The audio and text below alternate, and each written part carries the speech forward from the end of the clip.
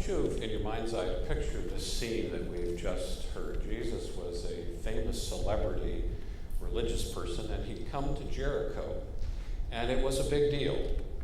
Imagine for yourself that he'd flown into Jericho International Airport, and the crowds were huge, and that the traffic was very heavy on the interprovincial highway going to Jericho, and there would have been delays. It was a big event for Jesus to come to Jericho. He was a famous religious leader in a very religious time. And then there was a civic send-off that was appropriate to the presence of the celebrity. I imagine that the Rotaries and the Kiwanis and the Lions were there, as well as the Ministerial Association, hoping that some of Jesus' charisma would rub off on them. And then, as all of this civic ceremony is proceeding, there is this beggar off to the side who will just not be quiet. I try to imagine in my mind the annoyance of the regular crowd that this guy is causing. They want to keep that homeless guy and any protesters off at a distance, you know. But Jesus notices him. And because Jesus notices him, there is healing that takes place. I want you to take note of some of the steps that were involved in Bartimaeus' healing. The first thing was that he did recognize that Jesus had the power to heal him. He recognized who Jesus was, at least as the healer. And he was desperate. He was so desperate he would not be polite and he would not be socially acceptable. He cried out, "Jesus, Son of David, have mercy on me." And when he did, there were the forces of order that tried to quiet him. The text says, many sternly ordered him to be quiet. Stay in your place, they were saying. Don't bother this celebrity. And so it was up to Bartimaeus to overcome this obstacle. And so he cried even louder, "Jesus, Son of David, have mercy on me." And because he was persistent, there was healing brought to his life. You know, the healing ministries of Jesus are celebrated in Scripture. And in one of our hymns, which we aren't singing this morning, number 263, you can look it up sometime. The title of that hymn is "When Jesus the Healer Passed Through Galilee." And it talks about how Jesus healed the deaf and the blind, those who suffered paralysis, how he raised Jairus' daughter from death, how lepers were cleansed and demons were cast out, and how a bent woman was straightened. All of these healing experiences suggest to us symbolic spiritual meanings as well as the physical healings that are talked about. I want you to think for a few minutes with me about these ailments that Jesus healed in a symbolic and spiritual way. Jesus healed the deaf. Now, I'm not deaf, but my wife claims I am. Do you know anybody in your life that claims you're deaf? The reality is that we don't always hear. We don't always hear our spouse. We don't always hear our children. We don't always hear our teacher. We don't always hear our boss. We need healing for our communication with others. But we also need healing of our communication with God. Because we are inattentive to God, and there's a lot of background noise that interferes with our hearing, just as it does with our physical hearing. Background noise is a problem. The truth is, God is not silent. We're just hard of hearing. Jesus heals deafness, and we need that healing.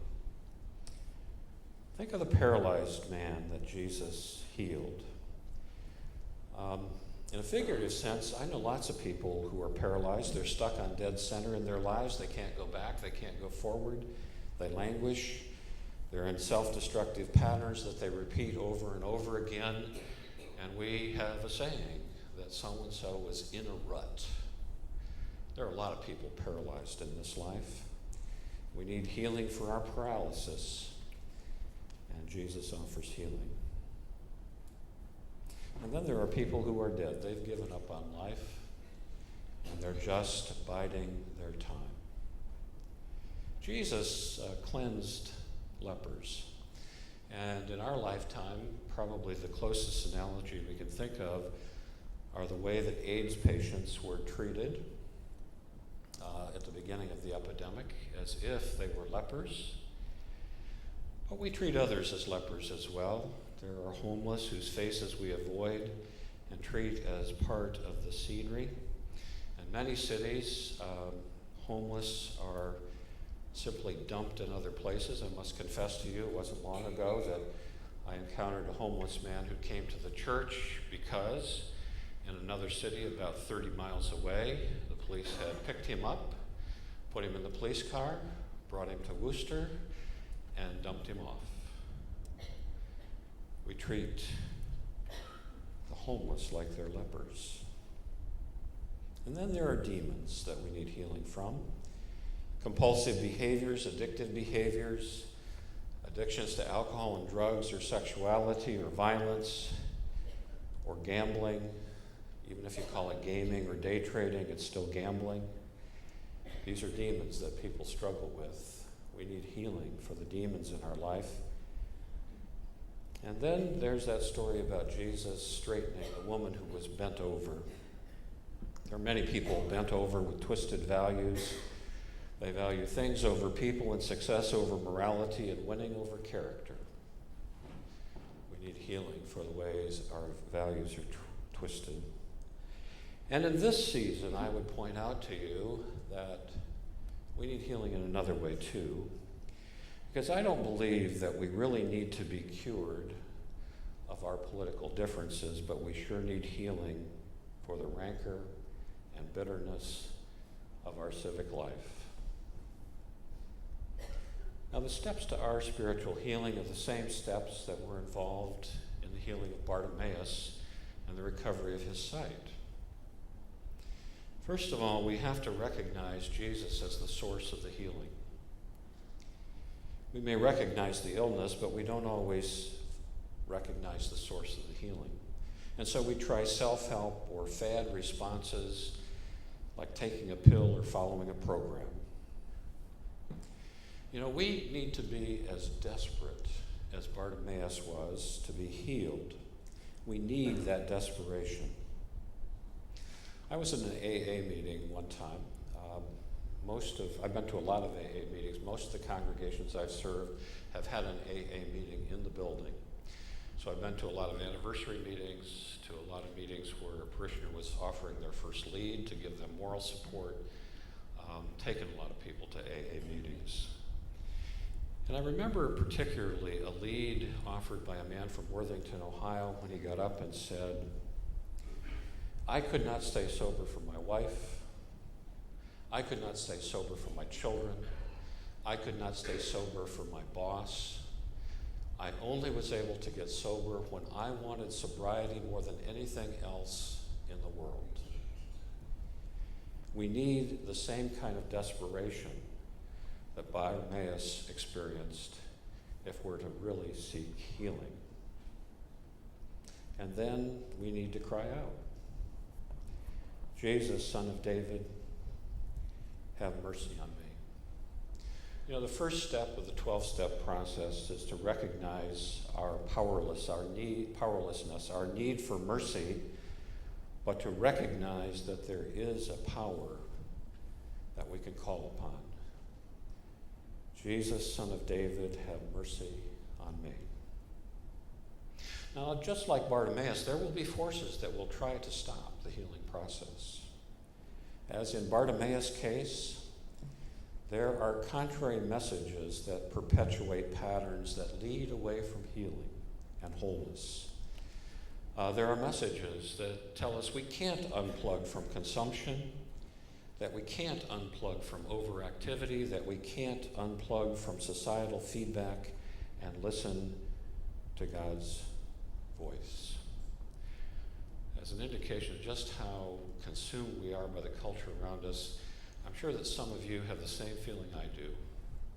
sometimes when you're talking to somebody, you just wish they'd look up from their cell phone.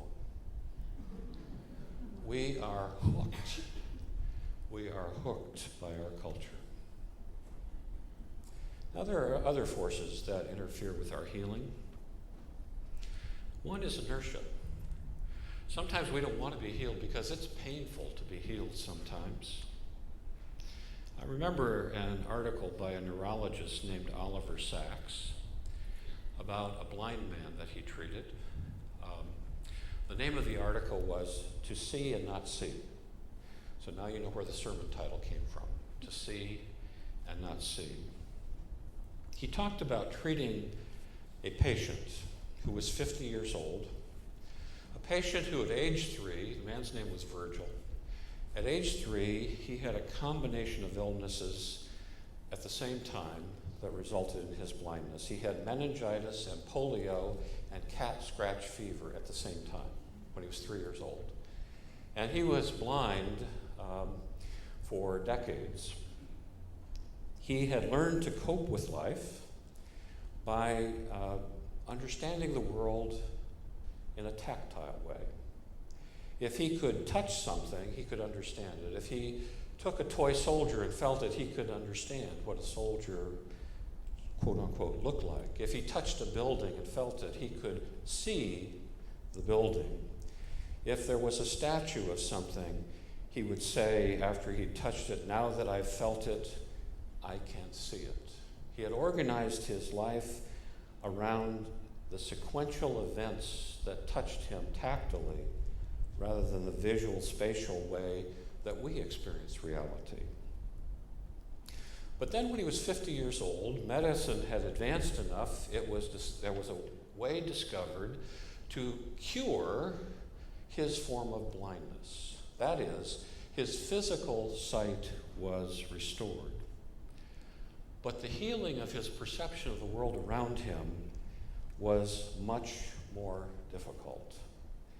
Seeing the world in a visual way rather than a tactile way was very confusing to him.